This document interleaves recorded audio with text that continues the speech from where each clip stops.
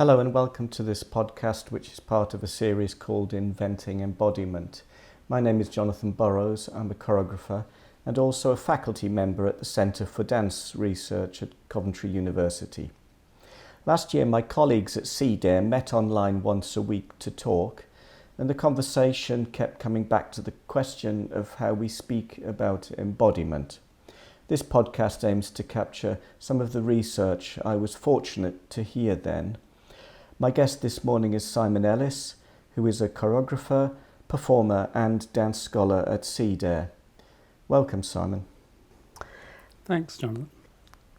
I was thinking maybe you could, it would be helpful if you feel like it, just to share a little bit what you're interested in or questioning in terms of research at the moment. Yeah, so I've been pretty interested in how we talk about the things we understand, or you might say know, when we are practicing dance, and that is how is it we, if I say I know this about a particular practice, what is it that I mean, and how is it that I can know it as being different from something else? And in part that interest has become, or has come out of a curiosity or the sense that, at least in this sort of form called practice as research, that I think we've tended to be able to say whatever we like about whatever it is that we're doing, as if there are no boundaries to what it is that we can say, regardless of evidence or what's actually going on. So that's in fact the conversations we had in the summer about embodiment. A lot of my perspectives were based on the reading and thinking I'd done about kind of epistemic or knowledge-based concerns for dance practitioners. So this word embodiment, it's a word I use all the time. I hear other people use it all the time. For you, is it useful in this attempt to know, to identify what it is we know when we dance, or in what way might it not be useful?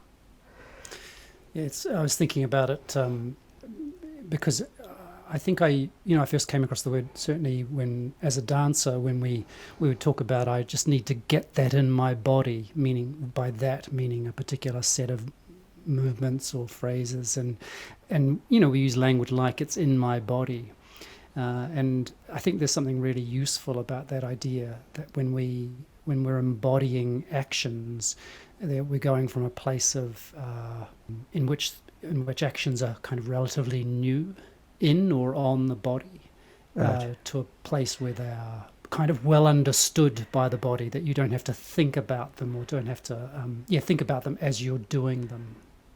They right. become habitual, you might say. Right.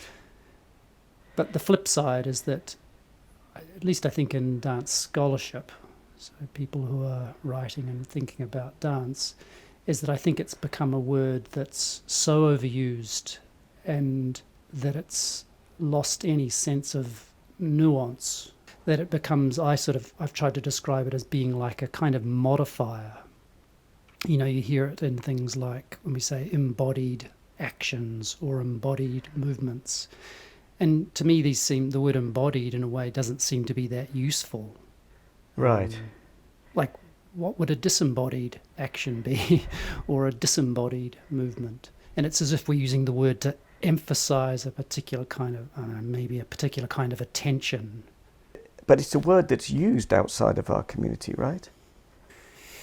Yeah, and I think, but I think it's used in the more, my sense is that it tends to get used in the sense of to invest something, meaning, when we embody an idea, it means we take on an idea, and I think that's the more common way in which it's used. I don't know this for sure, Jonathan, though, but that my sense is that's the more common way it's used outside of our community, but that within this community, the dance community, we use it in many different ways without necessarily clarifying how it is that we're using it. It feels to me sometimes that it becomes a very sacred word. Yeah. Does that resonate with you? Yeah, I think we have imbued it with a kind of a power that, when we say embodied movements or embodied dance, which seems such a strange, pair of words, those two words together. But I think we're imbuing it with power that, as if to say, there's something special going on here. Do you ever experience this specialness which attaches to the idea of embodiment?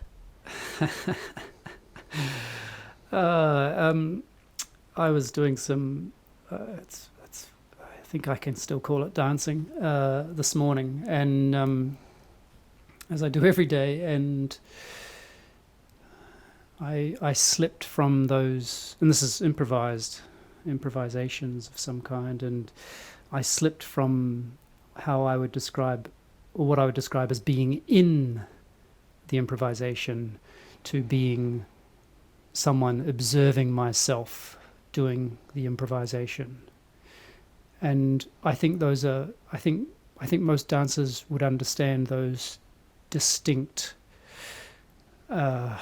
ways of being inside a dance. One, when there's a kind of, almost as if it's happening without thought, in which I'm fully invested, and it's a kind of relaxed state of I'm going to say embodiment. Of course you but are. I think present. Well, I think it just sort of works for this. But I think presence might be another word we'd use, right? Which is quite distinct from a kind of self-consciousness in which I'm aware of myself, observing myself. Yes. I mean, that makes sense to you, right? That doesn't? It's not like that sounds crazy to you. Yes, I often hear people in workshops that I'm facilitating come with this provocation: could there be such a thing as a disembodied movement, or a disembodied action, or a disembodied presence? Yes. And that resonates with me, because I've often been in situations where I felt that I'm not embodying enough, that I never have enough embodiment. And quantity of embodiment. Yeah, and I think when people come with the question, could there be a disembodied movement, they're speaking to the idea that it could be quantifiable, that it could be a measure of success or failure. So at the moment, I'm holding to something that sounds like what you just described, that there's an oscillation when I dance between a sense of something deeper, less conscious, and a sense of something more on the surface or more superficial, and that oscillation is all embodiment. Yes, that's interesting. Yeah, and I hesitate to, and I think the trap would be to suggest that one's a better form or a more useful form. I really like that kind of sense of, you describe it as oscillation, but there is something about the depth of investment, which I think we're assuming, or that when I say we, I mean, again, people in the dance community, which is, slightly bold to use the we, because as if it's not incredibly diverse in how we think about these things. But yeah, there's something about the quality of investment, and and the language very quickly becomes about the spirit and things that are far less tangible or hard to hold on to. It's part of its power, I suspect. Yes, I'm glad that word spirit arrives into the conversation, and it is a word that I hear people use. That feels to me like a good place to pause this conversation. Thank you, Simon.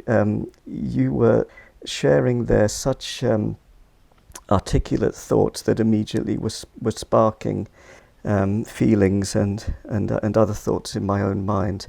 Thanks for risking that and for joining me today. My pleasure. It was a total out-of-body experience. Yes, all right. Take care. Bye. Yeah, cheers.